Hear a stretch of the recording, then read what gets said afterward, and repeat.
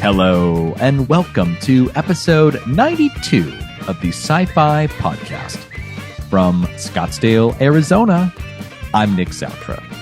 On today's podcast, I am pleased to welcome Dr. Prasanta Bandyopadhyay, Professor of Philosophy at Montana State University. Prasanta's areas of expertise include applications of statistical and probabilistic notions to a long-standing conundrum of methodological issues in the sciences. First and foremost, he sees his job being to understand and, when necessary, expose the assumptions of scientific methodology. Prasanta has been collaborating with real scientists for more than 16 years. Two of his most important works include an edited book called Handbook of Philosophy of Statistics with Malcolm Forster and his monograph titled Belief, Evidence, and Uncertainty, Problems of Epistemic Inference with Gordon Britton and Mark Taper. In his most recent work, Prasanta has developed a version of a Bayesian approach to scientific methodology in which science depends on the kinds of scientific questions one is asking, particularly as they relate to confirmation, evidence, prediction, and decision-making. And thus, without further ado, let's bring in Prasanta.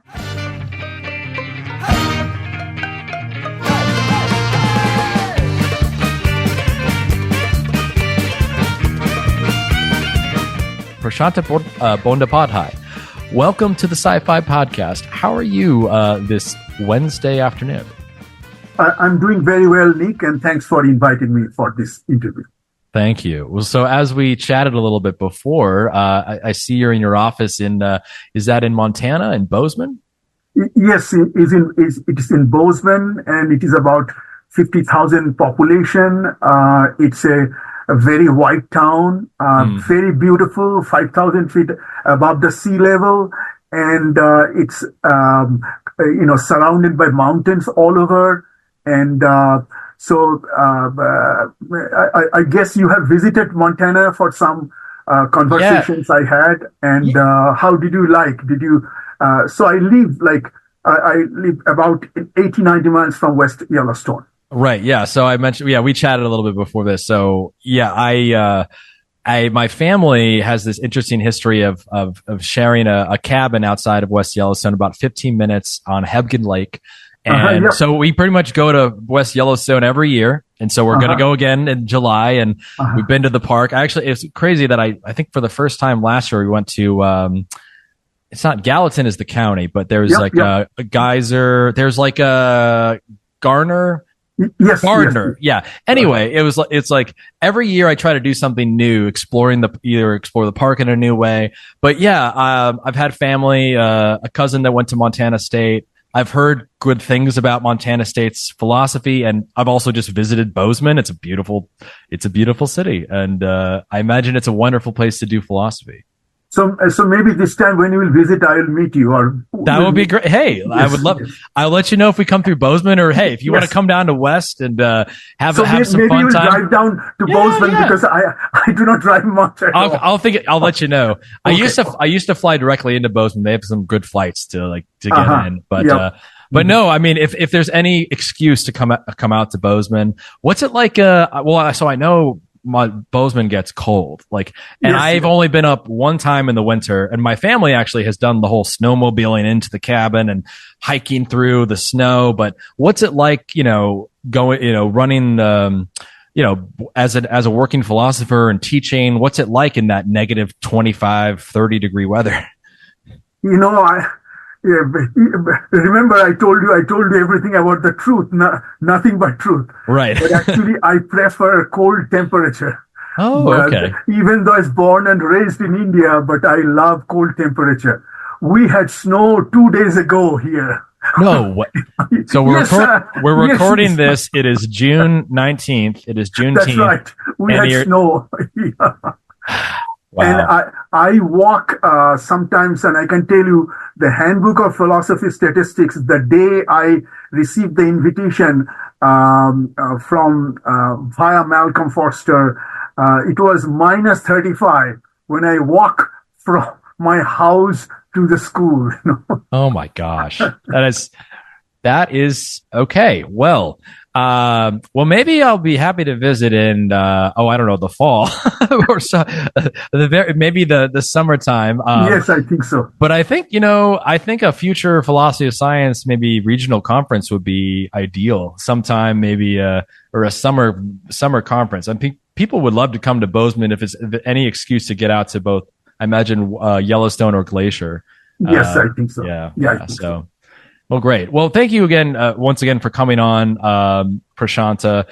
From what I've learned a little bit about you, you have a very interesting background, have done very interesting work looking at applications of statistical and probabilistic notions of longstanding conundrums of methodological issues, Bayesian inferences, paradoxes in general, especially Simpson's paradox, epistemology, lots of different things. So before we get into some of your research and philosophy of science and hear more about your work, I'd love to take a step back and learn a little bit about you as an individual. So tell us, Prasanta, where did you grow up? I was born and raised in the city known as Kolkata, but formerly it was called Calcutta. And I was born in a 35-member house, middle-class family.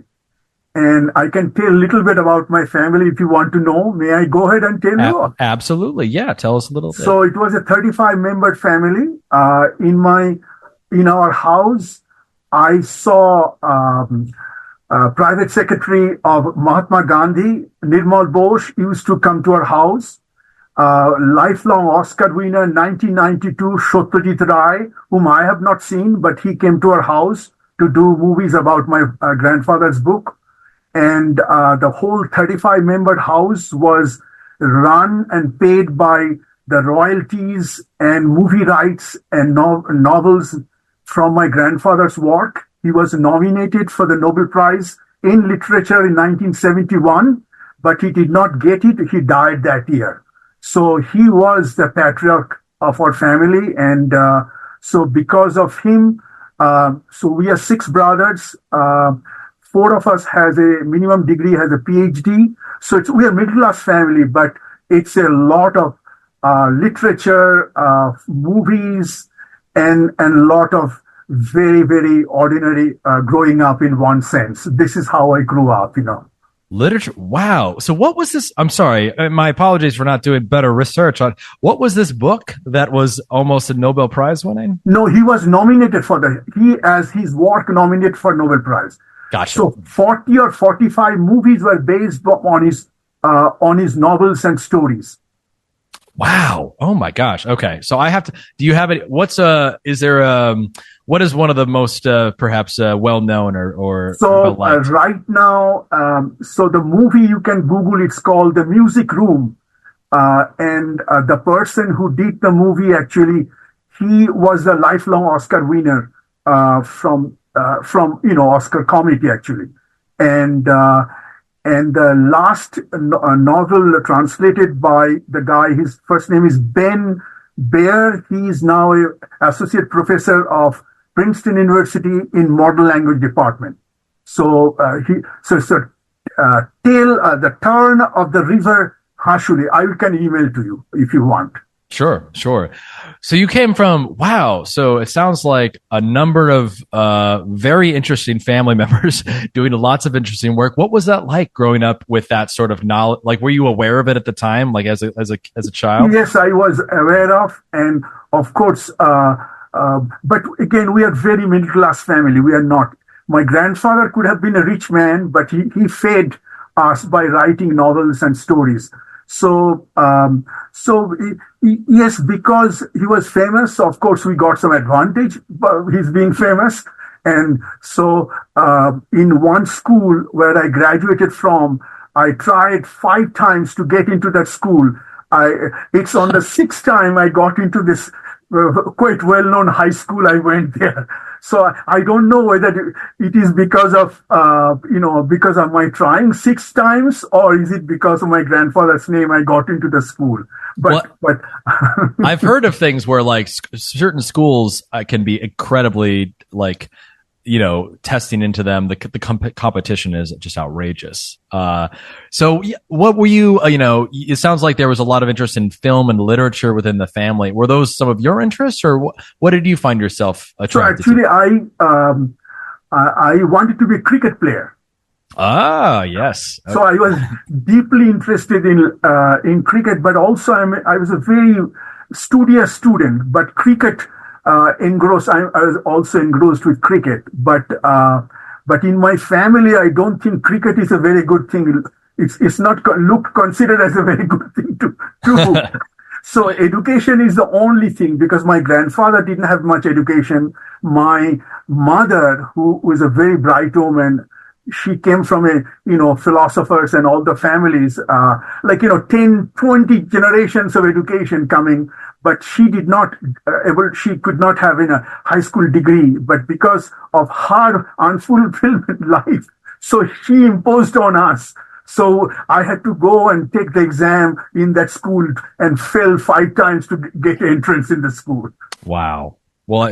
Well, that is, in terms of stories of resilience, I think that might be a common thread we, have thought about, is that failing 5 times. What motivated you to keep trying? What? So it's not that I wanted to try; it's my mother wanted me to try. Yeah. Okay. Gotcha. You're like, you're getting in this school. Okay. Yeah. So then at 6th grade, I got into there. I didn't do well, but from the 8th to 9th grade, we had a bifurcation. So I choose humanities, and by then, when I was in 8th grade, that I was 14 years old, by then I knew that to do philosophy, I have to do mathematics very well. I think it's very few people in Indian subcontinent probably knew that. And so I had at least that thing. So I studied humanities, and logic was one of the paper. And we had to read Mill's logic, of course, Bengali translation or English, rewriting of Mill. So there, the problem of induction is where I started hearing when I was so by 15th, I decided that I will study philosophy. And in our house, there is no, hindrance. You can do whatever you want to study. So it's a very vibrant family. But my cousin, who was a physics student, and he's the one who studied, or tried to study Principia and Russell. So I heard about Popper and kinds of things from him. So that's how my interest in philosophy started, basically from age 14 or 15. So then on, wow. I knew that I'll study philosophy. I can tell you a little bit more about my undergraduate classes and kinds of stuff.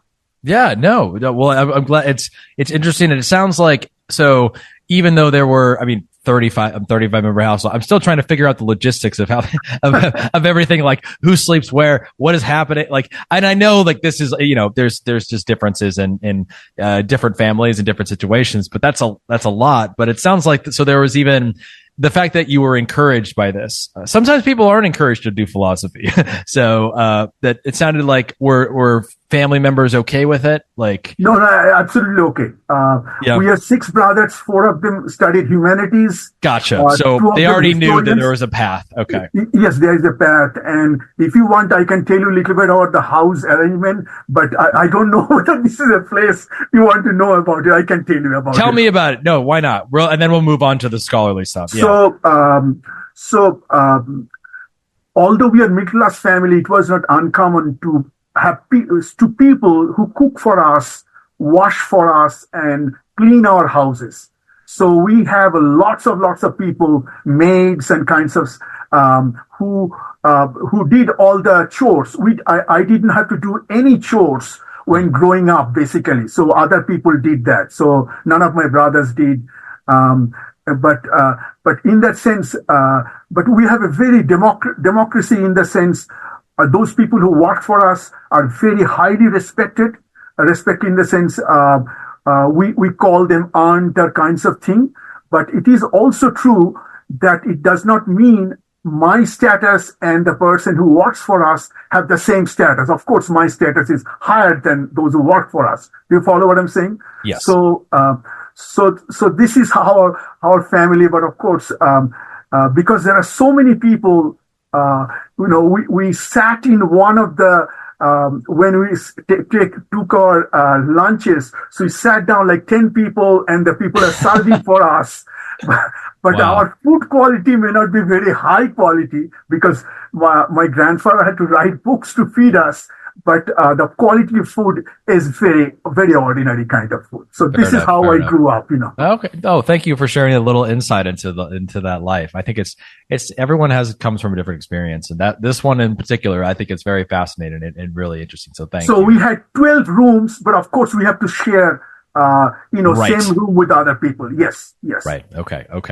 All right. So, somewhat unique though is you kind of figuring out at kind of an early age, at 15 even, that philosophy was the way. So how, in terms of in India, how does one go about that? What was it like to study philosophy, sort of as you were coming up? And was philosophy of science the thing that you wanted to do, or were there other parts of philosophy that you found most you were interested in at the time?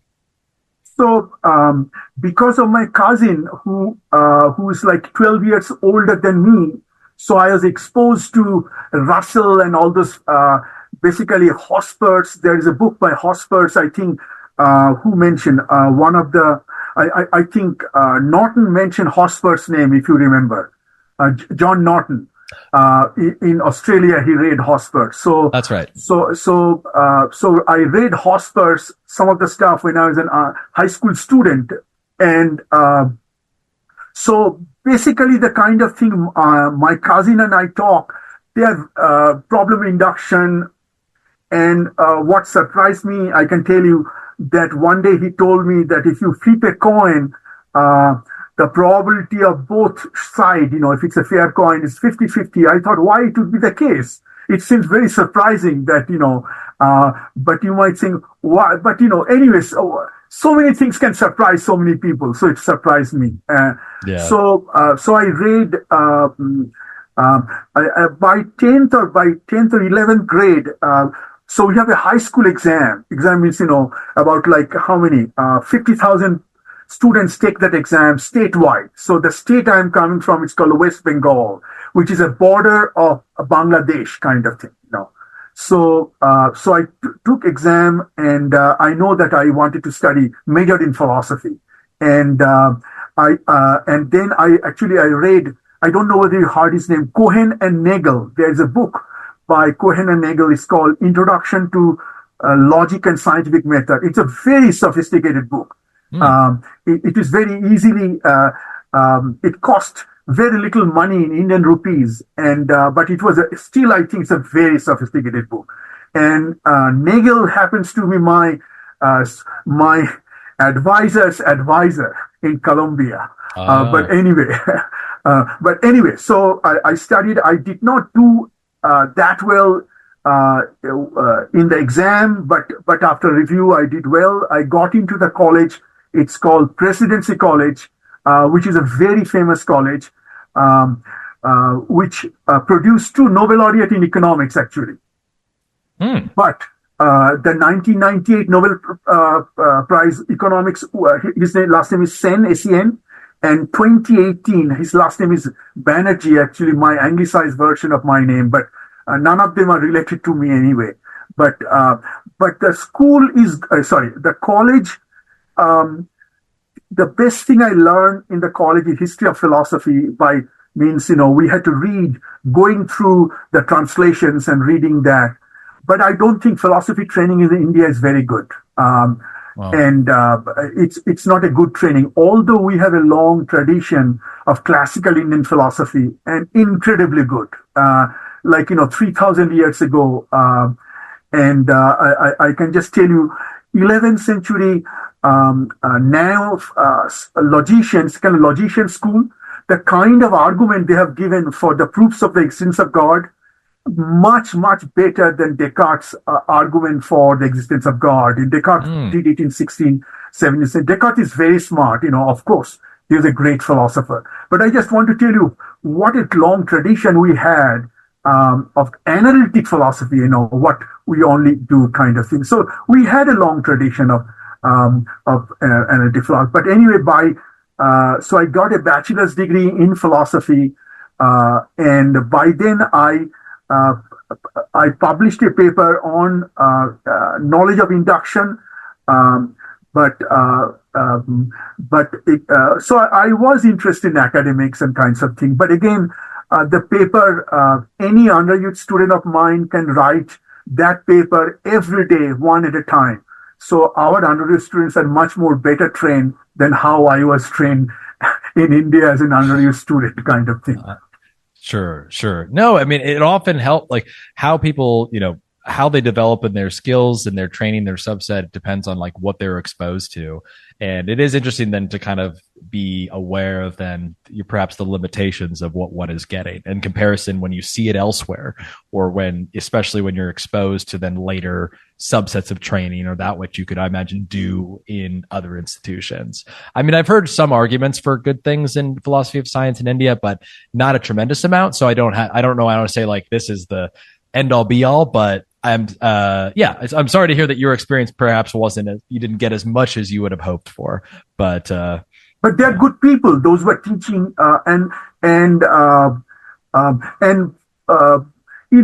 intelligence is distributed uniformly. So if our student in Montana State, some of them are just a brilliant student. I will tell you some of them about a little later. So we could be as bright as students here, but our training, a lot of things depends on who trains you and what kind of things you hear, unless you are super genius, which I'm not. And so after bachelor's degree, I went to do a master's and went to an advanced center, which is in the city, Calcutta. It's called Jadavpur University, and all the big philosophers actually came. Quine, Davidson, Dummett, all came, visited, give talks there. So it was a much better exposure there, no question about it.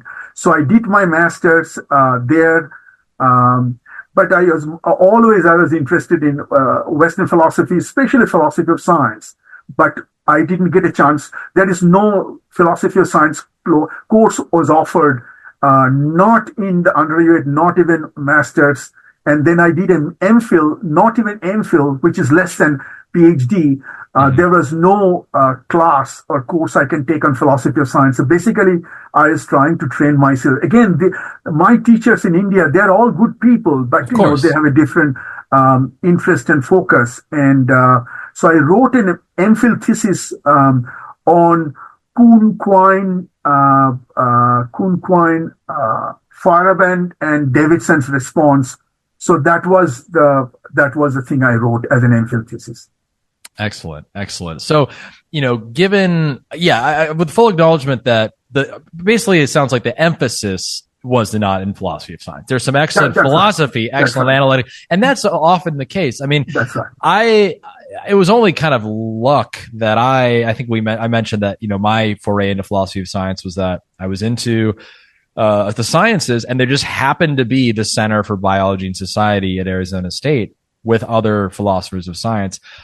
And so I would say majority of universities, even, Western universities, they don't have philosophy of science programs. They may not even have a philosopher of science on the faculty at their department. So, I'm impressed by then your resolve too, and resilience in this way to like kind of create your own sort of path, so to speak. So how did you then decide, in terms of wanting to make this a career and profession, what were the next steps to getting that sort of more professional training? Thank you for sharing your experience. That is also very important to know about it. But always I have been in touch with the physics majors, so all of my friends are physics major, and they are really, really very, very good students. But anyway, so I was lucky to be in touch with who are the best, more or less, in our place. So I was lucky, and So I started applying to come to, a Western world to do PhD. Like England, I was not successful in getting to England. And ultimately, after so many attempts, I got to University of Rochester. And so I landed in University of Rochester to work with Henry Kaiberg. Have you heard his name, Henry Kaiberg Jr.? I don't think so, but I've definitely heard of Rochester's philosophy program. So I've heard very good things. So I went to University of Rochester, which is an analytic department, and philosophy is my life basically. There is nothing other than philosophy, and really I love philosophy that much. Yeah. And so I came to Rochester. I did miserably bad, extremely bad. Oh yeah. Very bad. What's bad? What do you mean by how did you measure your lack of success? Okay. Lack of success. Yeah, lack of success. Do not know well how to write. Do not have argumentative skill. And English not being a first language, probably.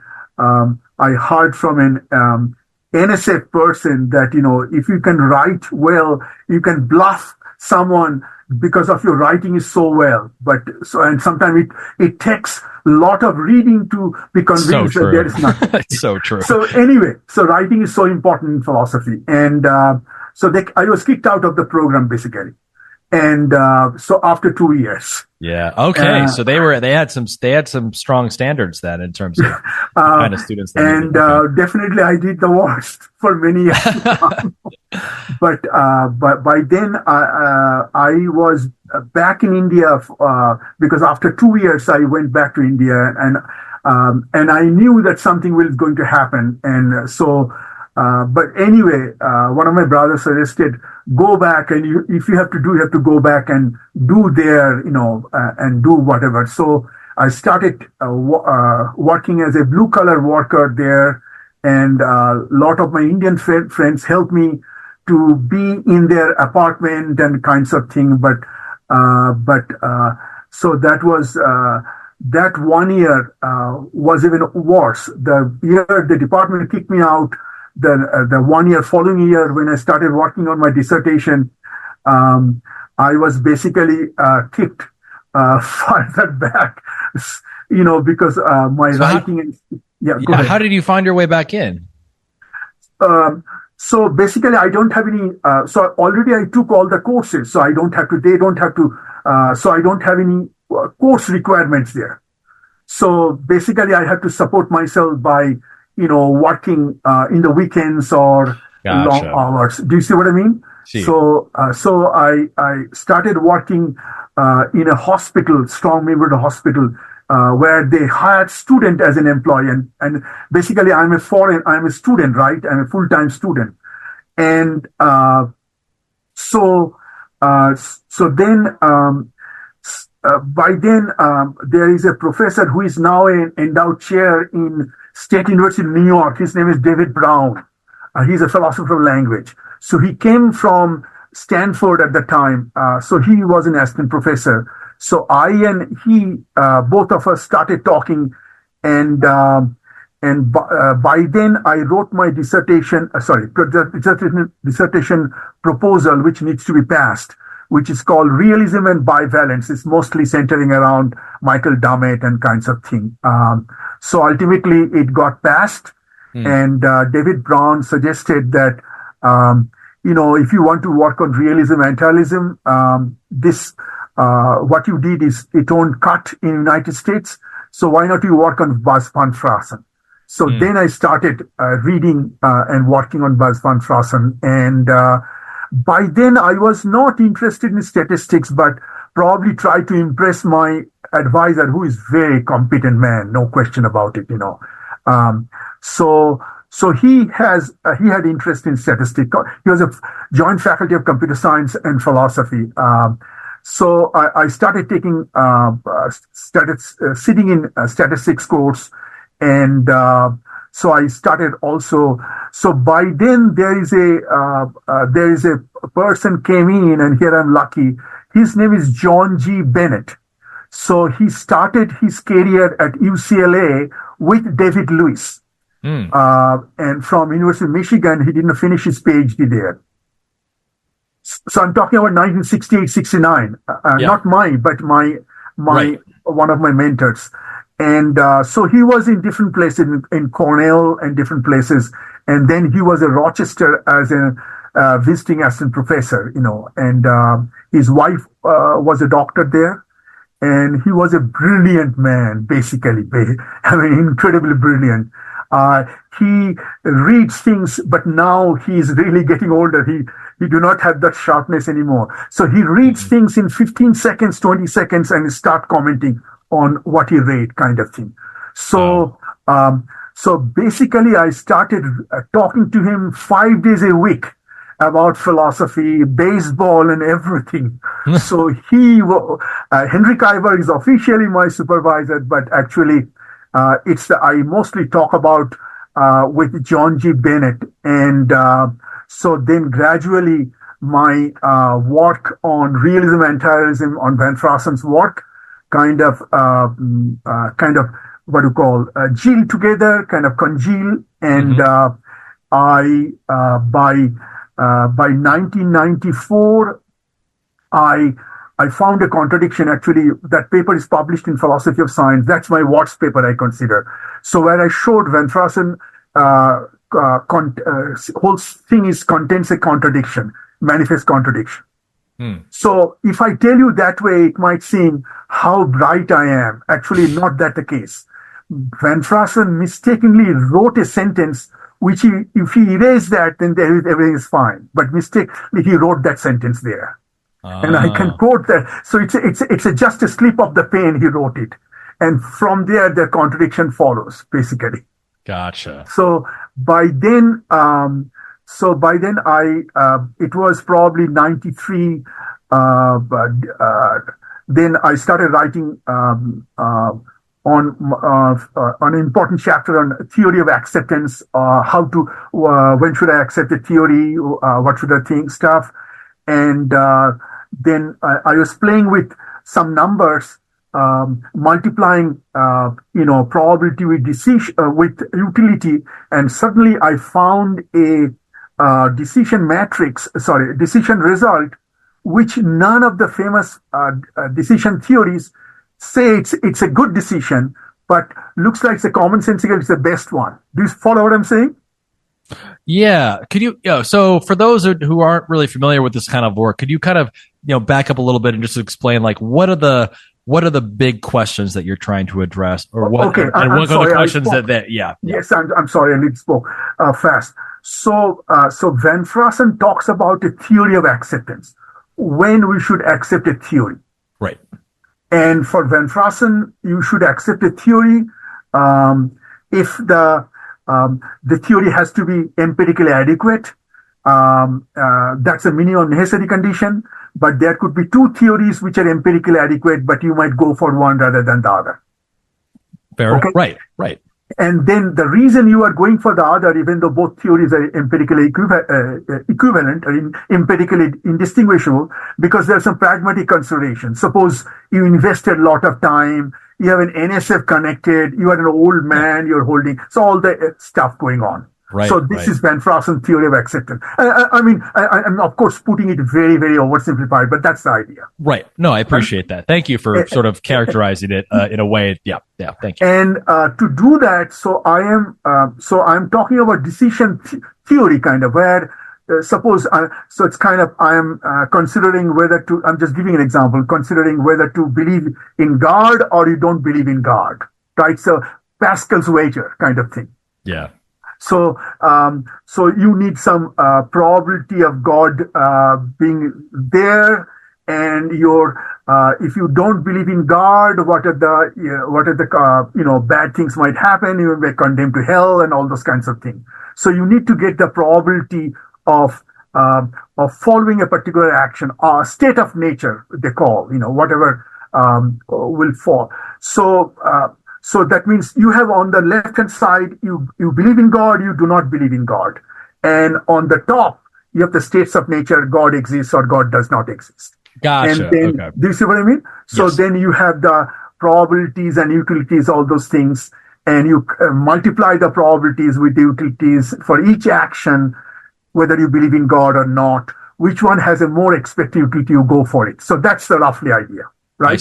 I see. So I am playing with some numbers, not about believing in God, but but something else. And I found two actions which one should do. Looks like one of them, I got a number like multiplying probability and utility. I got some number that seems very, very, very natural thing that they would say that is the best between the two. But none of the famous decision principles like Khyber, Isaac Levi recommends that one. So I thought, that is interesting. I'm just doing trial and error. And then we kind of generalized it. Someone helped me to those mathematical part. So by 93, around early December, so I spoke with John Bennett. So here are the thing I got.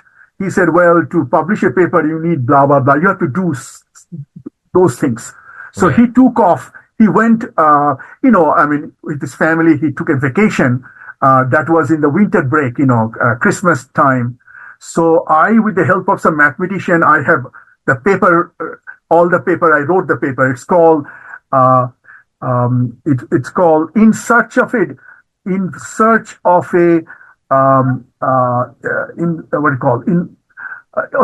don't remember. My first paper, PSA paper, is In Search of a Pointless Decision Principle. Why it is pointless? Because you are not assigning probability point value, but you are giving an interval. I see. So that's the paper, first PSA paper that came out before my PhD. And there I started, I presented the APA, that contradiction, showing contradiction in Van Fraassen. Van Fraassen was there in the meeting. He said when he will revise the book, he will credit, he will cross that, he will give me a credit. He never revised the book, so I didn't get credited. So at that time I started working on model selection. Elliot Sober and Malcolm Forster, they came up with something called Akaitian information criterion, how to choose the best model among all other. Yeah. And you have data, you have models, which one you will choose. And so there is a Japanese statistician, his name is Akaike, and Malcolm Forster introduced it with Elliot Sober. They wrote a paper in British Journal of Philosophy of Science. It has now been cited 3,000 times. So, wow. And so that's the paper on 95. I presented at the APA and Malcolm Forster commented it. And I graduated by 95. I got a job in Montana State University. Wow. So, and how has happened? So, success from nearly getting kicked out to finding that small shift of not noticing what others haven't done. I think that's fascinating. So I came here, and by then I am in the dissertation with the help of John Bennett, I developed a theory called theory of acceptance. Yeah. Like when one should accept a theory. Mm-hmm. So basically, the theory is that if there are lots of theories, you accept a theory which maximizes your expected utility. Very much subjective Bayesians. Mm-hmm. Do you follow what is clear what I'm saying? Yeah. So that I presented in 96 APA, and then when I came here, basically I'm interested in philosophy of statistics broadly construed. So I started going to the statistics people and started talking to them, and there I bump into a American statistician with two PhDs who did not want to leave Montana State University. He is a mathematical statistician, and he helped me. So he and I wrote two papers replying to developing a Bayesian called the curve fitting problem, how we can fit the curve, and the Bayesian approach. The mathematical part has done by Robert Boeck. And so there we proposed an alternative, Bayesian alternative to Akaitian anti-Bayesian approach. So then I started working with a statistician. So I worked with lots of statisticians here. Could you share a little bit? So this is something that came up in the last chat with another philosopher of science. What is your approach to collaboration with well, in this case, I would say the scientists, but the researchers or those in the particular discipline with which you're doing a philosophy of. So in this case, what is it like for you collaborating with statisticians? So it has been a wonderful experience, and probably so this is my 2 cents comment, but in a sense I am very successful in that. I worked with lots of statisticians, and one thing is that maybe I don't have that much ego that I don't know statistics that much, so I learn from them, and that's one. And second thing is that what's the second thing? Second thing is that you have to adjust. Okay, so this is what happened when I came to Montana State University. It was much more informal. You can go to a professor's room, knock at it, talk to him or her.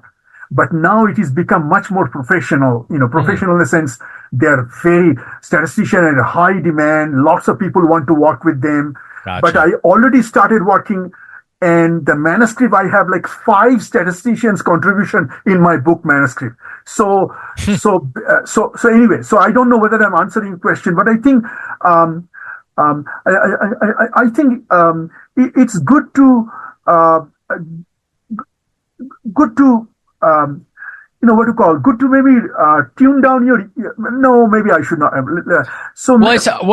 I guess I was just curious because, like, when philosophers of science say, "Oh yeah, I work with scientists," or "I engage," like sometimes they don't always fill in, like, well, how do you go about doing that? Especially if you're an emerging philosopher of science, you might not have any contacts or relationships with statisticians. Like it might be as simple as just going up and knocking on their door, or what you're describing now, especially in the case where like these statisticians are in high demand, they're hard to get a hold of. They might not have a time for some philosopher.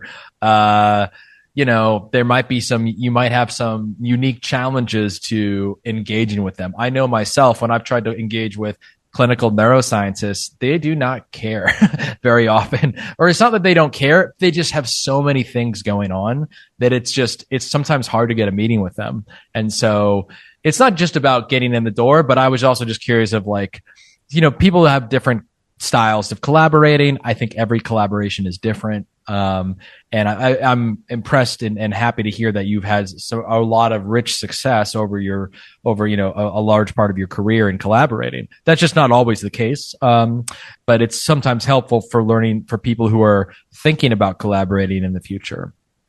So may I say something a little bit about the collaboration a little bit? Yeah. So the gentleman I first worked with is Robert Boyk, who is a mathematical statistician. And he's a very serious man. He closed his door, and I am the person who knocked at his door, walked to his office, and really barged on him. He's a private person. So I barged on him, and from him, my whole book, and I can tell you a little bit more about the referee reports. I can tell you the whole book I worked on the last 30 years, my whole work. So there is a consistency, and which I learned from him, kind of, how all things are tied together. I'm talking about mathematical side, mathematical statistics part. And I learned it because I respected him,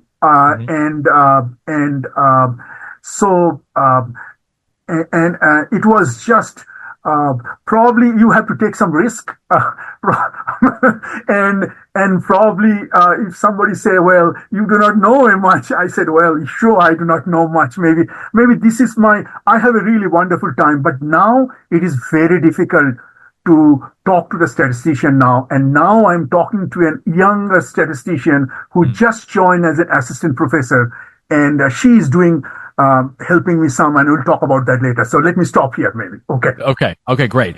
All right. Well, so it sounds like you've done, obviously I appreciate you sharing the sort of the rise and how some of your work has come together.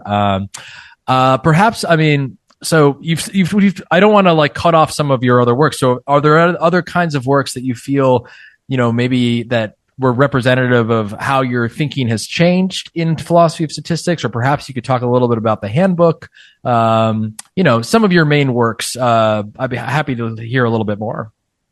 So, so this book I have started, the book I submitted to the MIT Press, it got rejected several times, actually. And so far, 20 referees reviewed my book. So this is the last, hopefully these are the last 4 referees will look at it. Okay.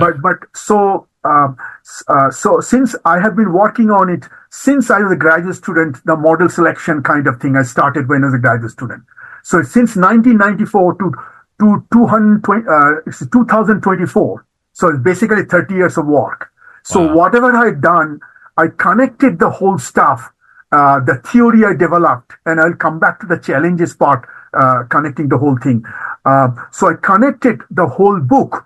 And so it is basically my whole lifelong work kind of thing. So in the last version I submitted, I had a chapter on COVID, which I co-authored with a German radio-oncologist. And I had a paper in the climate ensemble model prediction.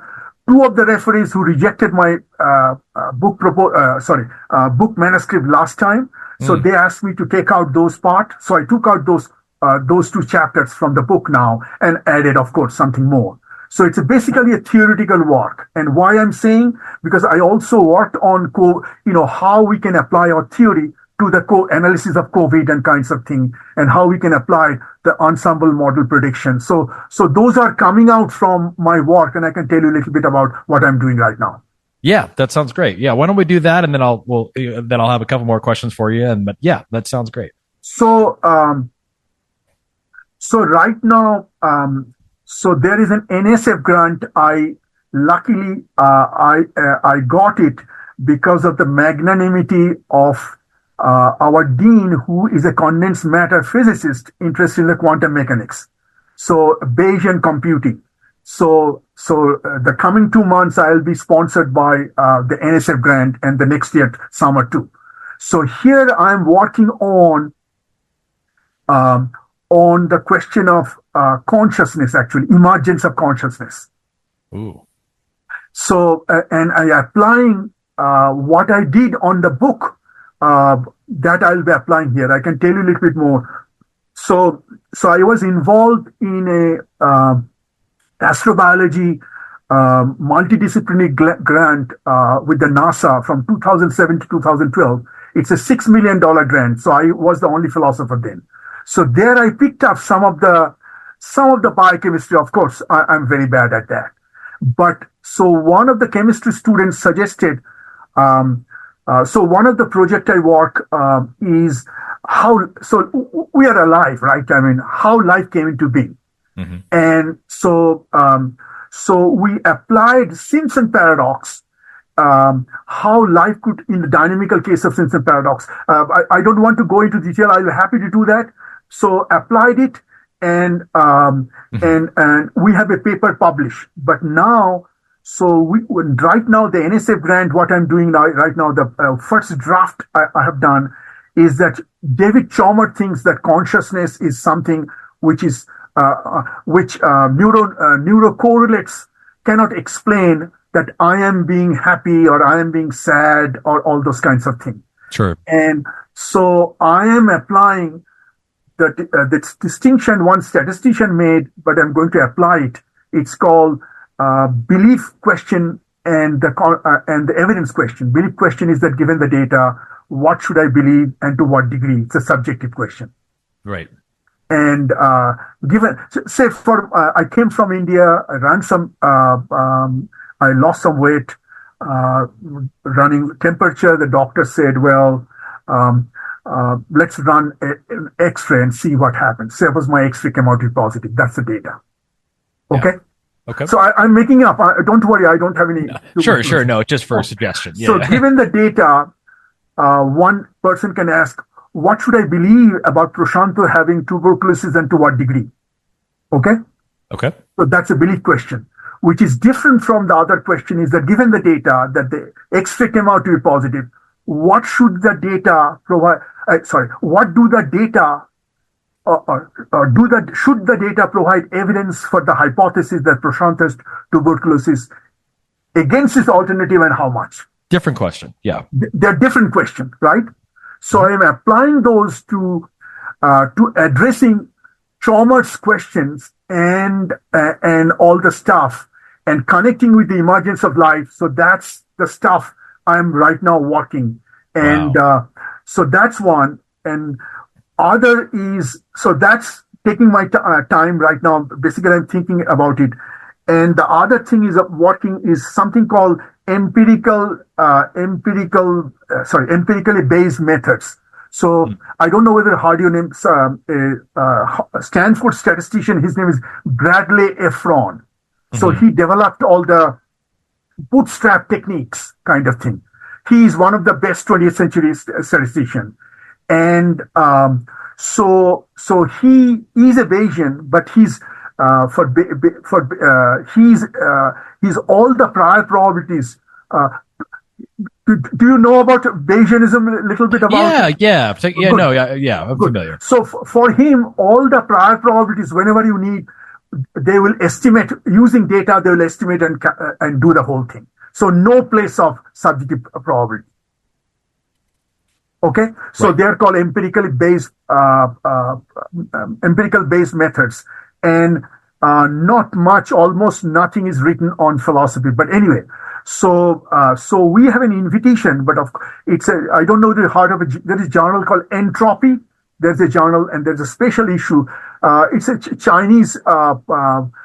It's quite well known. So we have working on a paper is.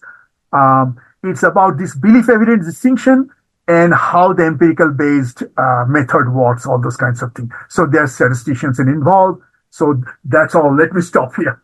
That's what I'm working on. Wow.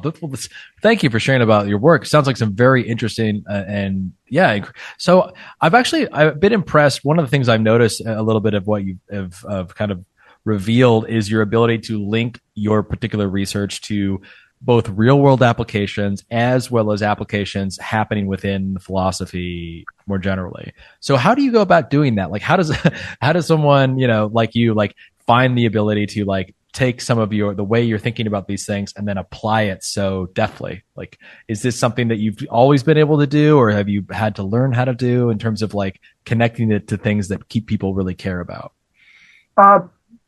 But actually, I think I'm more without any not any bragging language, but I'm more a theoretician than a applied person. Do you say? And I'll come back to that point when you talk about the challenges. But so this the two things, applied stuff, I can tell you is the COVID thing. Right. So this German radio oncologist read our book, Belief Evidence and Uncertainty, and he wrote an email to me that, I really like your book, blah, blah, blah. So it was probably 2017, and then 2018, I had a paper with him about ketogenesis stuff and applications of Bayesian stuff. But basically, I do a little bit, but I was a second author, but mostly he did the work and other doctors, medicine. But then when the COVID started, I came back from India, and after a couple of months, so this again, coming back to this belief evidence distinction, and which I call confirmation evidence distinction. So I poked this German radio oncologist about that, what do you think, what's going on? So I said, can you make a distinction, all those kinds of things. Then that probably triggered his interest. And so then he and I started working on that paper, and he is the first author. I'm the second author. And about the climate science paper is that Wendy Parker, she is a woman who is very well known working on the philosophical side of the ensemble model prediction. I don't know whether you heard her name. Probably you heard her name. I have. Yeah. So she is a philosopher. So she she worries that the ensemble model, using all this ensemble model and making prediction, long-term prediction about the climate, is not very reliable because all the noises, sharing the same data, all biased kinds of thing. So that's what I with another student who is now in CUNY, graduate student, he presented the paper, but I sent it to Wendy Parker. She made lots of comments. So there are some problems with my paper. I have to work on it. So that's how it got. Well, I didn't want to for apologies, I didn't mind to mischaracterize you as more of an applied. I don't think that. I just was impressed by that you yourself as a more theoretically minded person, but then still finding the ways of, at least even in your explanations as you're describing things, just finding that some of those applications I found interesting. So thank you for figuring. All right, let's get to. We've taken up a long time, and I could keep talking to you for a while because you're very, very pleasurable to speak with. Let's get to that last question. What do you take to be? What do you consider to be the greatest challenge facing philosophy of science today? So I thought a little bit about it, and my response will be, of course, I have not watched all the interviews you had, but I found there are two types of challenges. So first is that whether there will be less and less work on the theory part of philosophy of science, or more will be working on the applied side. So let me give an example. So I consider, again, I do not really consider me to be of the level of Clark Limor and the causal inference, what they're doing. But that's called theory part they are doing, and of course they have a software. So what I mean is that, so one of the referees rejecting my book manuscript first time, said that this is an old style philosophy, So philosopher don't develop a theory like that. I don't like his comment, of course, and of course but I don't know whether that could be one of the problems facing place. Maybe those were PhD awarding institute, they might get off. They might, what's the word? They might escape the problem, or maybe it is also going to affect them. But those who are in the undergraduate institute, like us, where, epistemology, the kind of epistemology, it's so theoretical, maybe that don't draw that many interest, maybe much more fake news, with due respect, they have all the purpose. I do not mean they don't have any purpose. And so, ethics, applied ethics, lot of things.